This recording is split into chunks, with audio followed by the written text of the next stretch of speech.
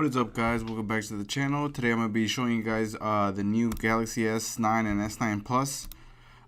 So since I don't have money to go to the MWC, I think it was held in Barcelona, and since Samsung doesn't give me free products yet, I'm going to be showing you guys the S9 and S9 Plus through the website.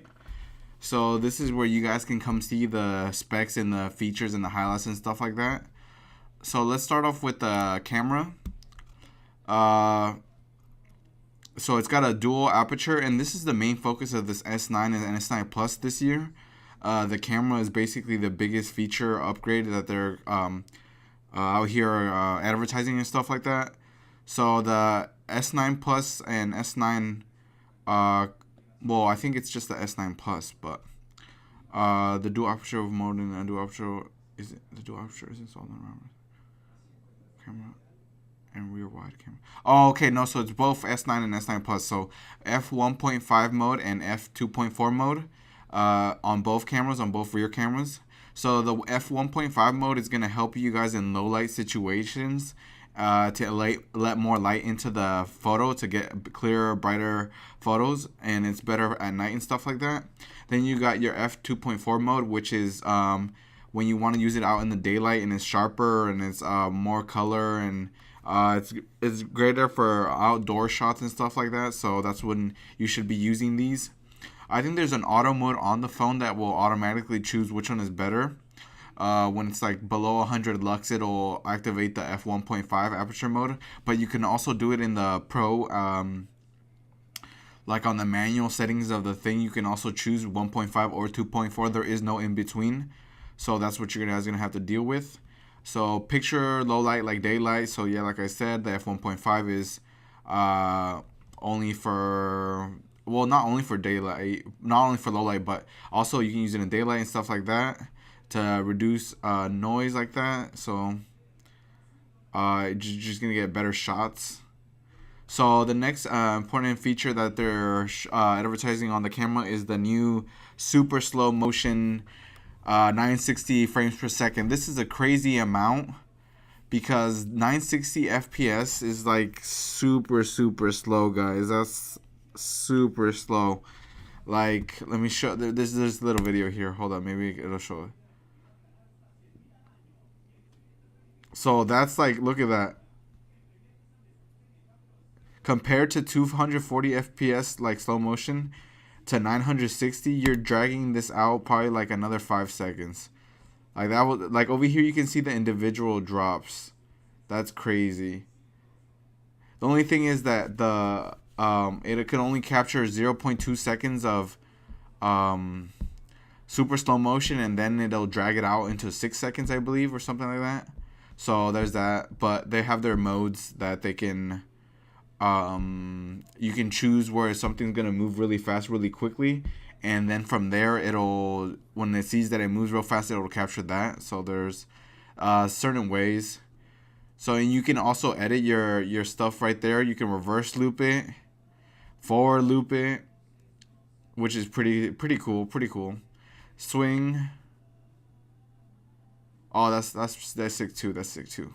And you got this lock screen, lock in a slow mo for your wallpaper, or I mean your lock screen, yeah, lock screen wallpaper. So that's pretty cool in a slow motion.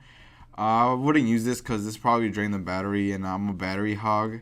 I love having my battery like all day long, so this would probably drain it. This is the thing I was telling you guys about, the moment detection. Like as soon as it detects the motion, that's when it'll start recording it. So yeah, so you guys don't have to worry about capturing it. So then you got your background how do you say it? Background blur effects. Sorry, guys. So it's like any other, like the Pixel camera, and here you can see this. Do you have it over here? Oh, you have your different filters and stuff like that. You got your, here. Let me just do that. You can see everything in the back, and then you can see nothing on the back. So yeah, there's all these different types of modes and stuff like that. There's all these different types of modes and stuff like that. So sorry about that, guys. There was a bug on me. There's all these different types of modes you can do. You guys know how it is. What else is there? The optical image stabilization. The optical image stabilization that at this point is something that most phones should have at this point, and the S9 and S9 Plus, uh, the S9 has optical image stabilization, while the S9 Plus has dual optical image stabilization, which is pretty cool.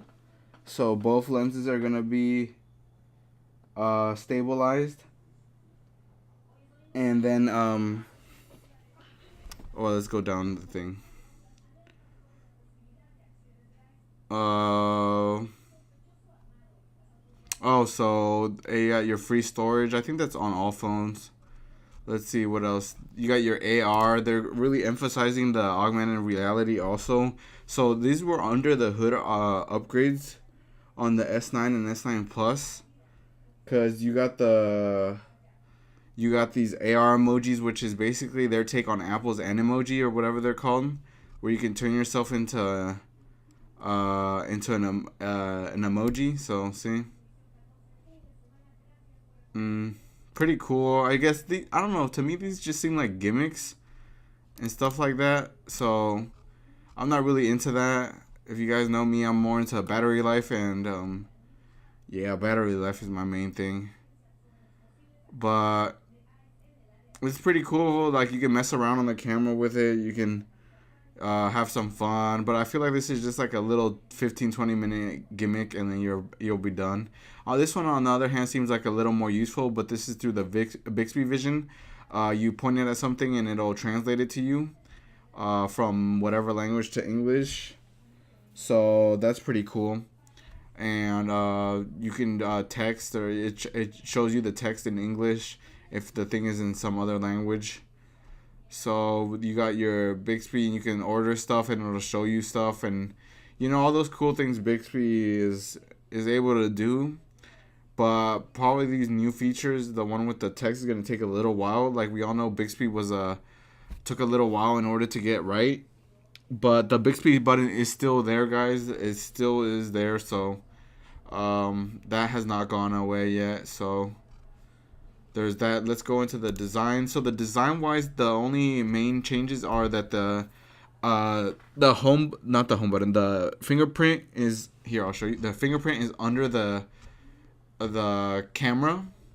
Same sizes. I don't know if it's the same pixels per inch, and but still 529 ppi on the 6.2 model and 570 on the 5.8 model. So pretty high resolution experience. Embrace 18:5 18:9 display ratio. And they have stereo speakers now tuned by AKG, enhanced with Dolby Atmos surround sound is what they're claiming, that you feel like you're in a movie theater or whatever. So auto brightness, what is that? A lot of under the screen, under the hood performance upgrades and stuff like that. See, this is what I said. This is they put the fingerprint right there. It's kind of troll how they said the fingerprint sensor is ergonomically placed. So it wasn't ergonomically placed last year, but this year it is. So, yeah. So that's good. So let's see what's in the box. In the box, you get the fast adaptive charger brick. You get the USB to USB Type C cable. You get your little thing to transfer your data from another phone. You get a SIM ejector tool, a couple replacement butts, and hopefully this comes to the US. The AKG headphones, they'd be pretty cool. Take those to the gym. And let's go into the performance aspect.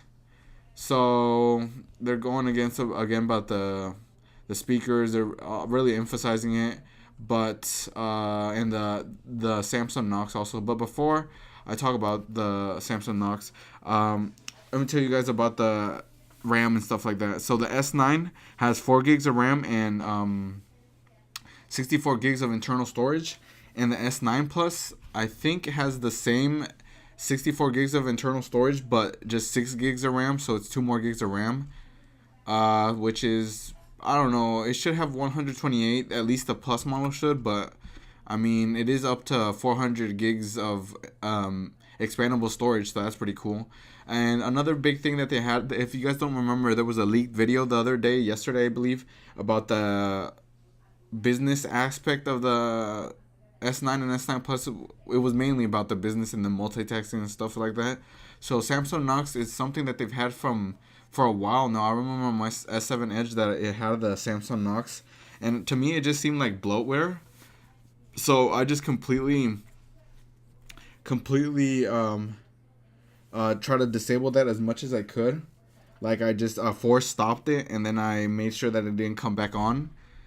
But I mean that's what they're emphasizing here. You got your iris scanner, your fingerprint, your face, your pattern, your password, and your pin. So there's like 6 different ways of protecting your phone.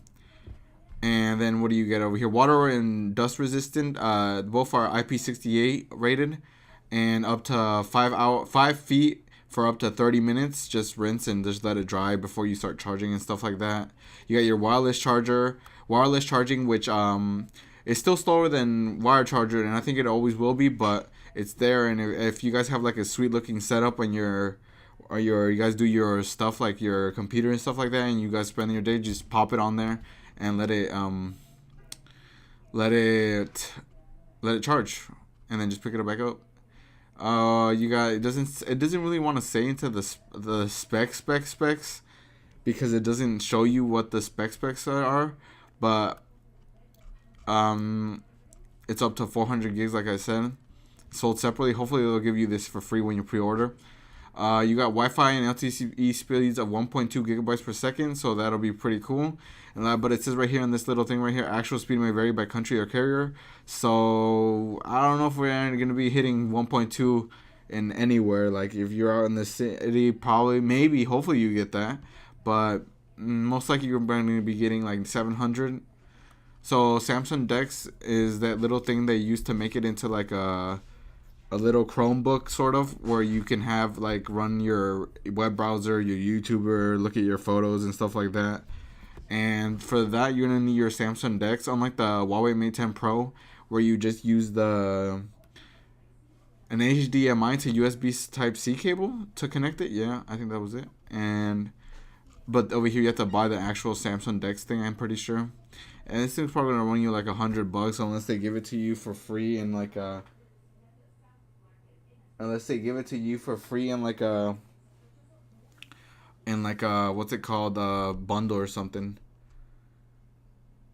So yeah, there's that. I don't want to get into the accessories, but you guys know the usual cases and stuff like that that Samsung is always pushing and selling. Personally, to me, though, they're overpriced and not worth it. So I'm just gonna probably get one from Amazon for like $5 or $10 and just use that.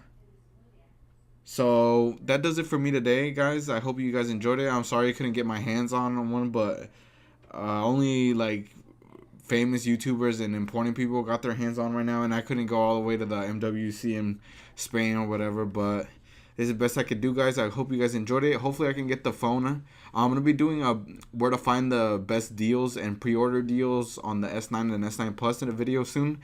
Probably see that by Wednesday, hopefully. So hope you guys enjoyed this video. Please remember to comment, like, and subscribe. You guys are amazing. Thank you guys for supporting me. I didn't even think I was gonna get 5 subscribers when I started this YouTube channel almost a year ago, but we're almost at 400, and that's just amazing, guys.